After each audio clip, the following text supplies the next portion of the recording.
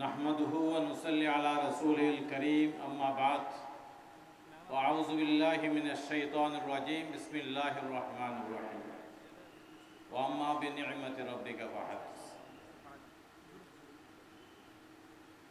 আজকের এই মহতী আলোচনা সভার সম্মানিত সভাপতি,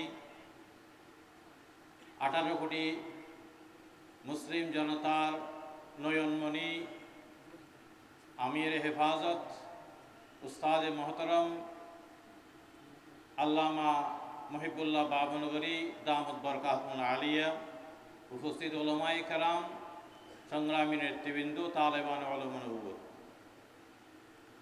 একটি নির্দিষ্ট বিষয়ে আলোচনা করার জন্য আমাকে বলা হয়েছে। হযরত আল্লামা জুনায়েদ বাবনগরী রহমতুল্লাহ আলাইহি আমাদের অত্যন্ত প্রাণপ্রিয় উস্তাদ। ওনার জীবনের তিনটি দিক, তালিমি জিন্দগি, তদরিসি জিন্দগি, আর একটা শেষে সংগ্রামী জিন্দগি। সংগ্রামী জীবন নিয়ে নেতৃবৃন্দ আলোচনা করেছেন, আরও আলোচনা হবে।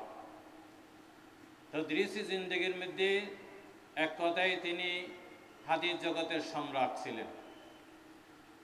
আল্লামা ইউসুফ বননুরী রহমতুল্লাহ আলাইহি এশিয়া বিখ্যাত মুহাদ্দিসের তিনি হাতে গড়া ছাত্র।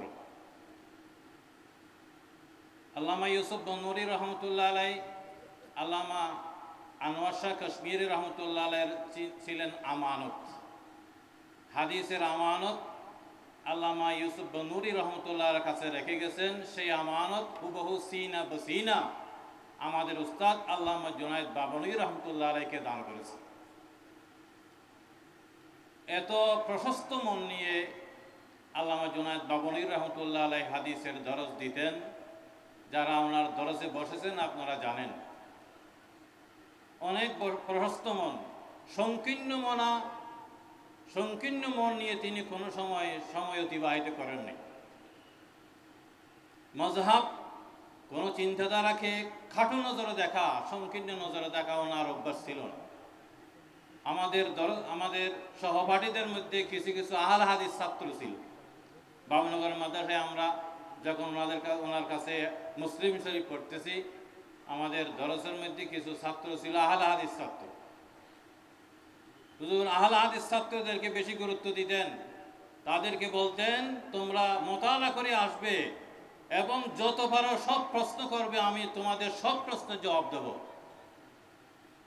আলহামদুলিল্লাহ, ওনাদের দ্বারা আমাদের অনেক ফায়দা হয়েছে। আমাদের একজন আহলে হাদিস ছাত্র ছিল, ওনাকে হুজুর এলামুল মুআক্কিন দিয়ে দিতেন, তুমি এটা মোতালা করে প্রশ্ন যত পারো প্রশ্ন করতো। সব প্রশ্নের দালিলিক জবাব দিতেন আল্লামা জুনায়েদ বাবনগরী রহমতুল্লাহ। হাদিস শিক্ষা, হাদিসের দরস কিভাবে দিতে হয় জগতের মধ্যে তিনি দেখিয়ে দিয়েছেন।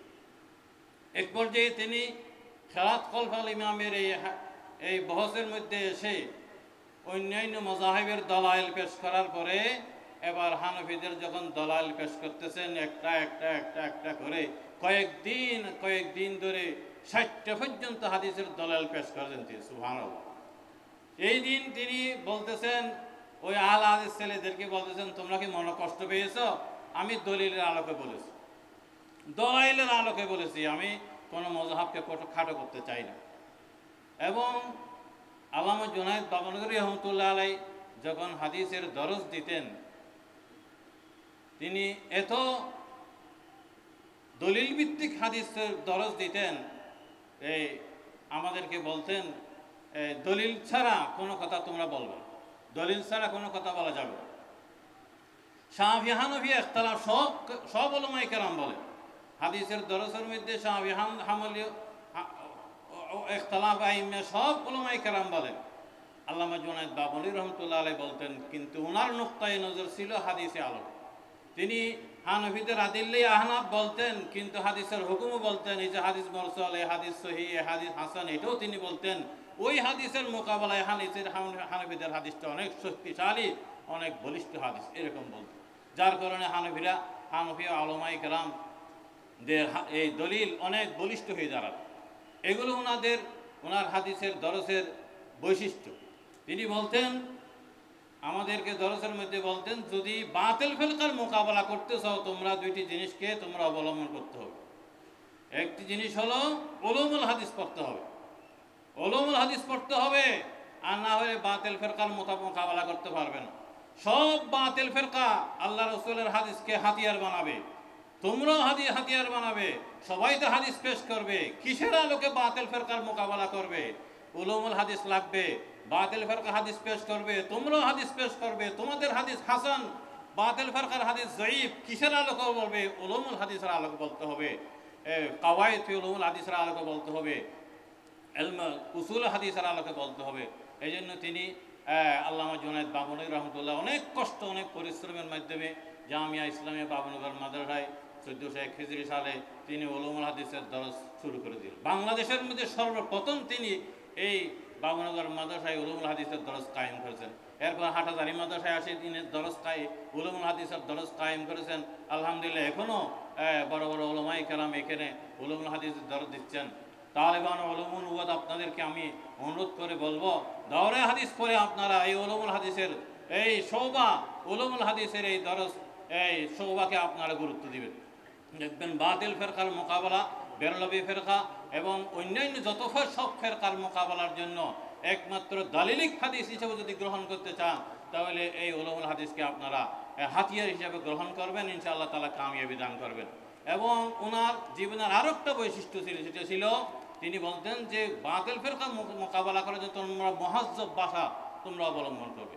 হ্যাঁ, মুহাজ্জব ভাষা এইটা বাতিলদের দিলের মধ্যে সবচেয়ে বেশি আঘাত সৃষ্টি করে। তিনি উদাহরণ দিয়ে বলছেন, আমার উস্তাদ আল্লামা ইউসুফ বন্ধুরী রহমতুল্লাহ আলাইহ কিতাব লিখেছেন মওদুদি ফেরকার মোকাবেলার মধ্যে, তিনি কিতাব লিখেছেন, এটার নাম দিয়েছেন আল উস্তাদুল মওদুদি। তিনি অন্য নামও তো দিতে পারতেন, ওনাকে সম্মান করে আল উস্তাদুল মওদুদি দিয়েছে। হ্যাঁ, ওনার এই ভাষার মধ্যে একটা তাহজিব আছে, ভাষার তাহজিবের দ্বারা গায়ের অন্যান্য ফেরকার মানুষরা, অন্যান্য মতামতের মানুষরা সবচেয়ে মরুপ হয়ে যায়, প্রভাবান্বিত হয়ে যায়। এই জন্য তিনি বলে দুইটা জিনিস তোমরা সবচেয়ে বেশি অবলম্বন করবে, আল্লাহ তাআলা বাতিল ফেরকা মোকাবেলার মধ্যে তোমাদের কামিয়াবি দান করবে। আল্লাহ তাআলা আমাদেরকে হযরতের প্রধানকে অনুসরণ করে চলার তৌফিক দান করুন। ওয়া আখির দাওয়ানা আলহামদুলিল্লাহি রাব্বিল আলামিন।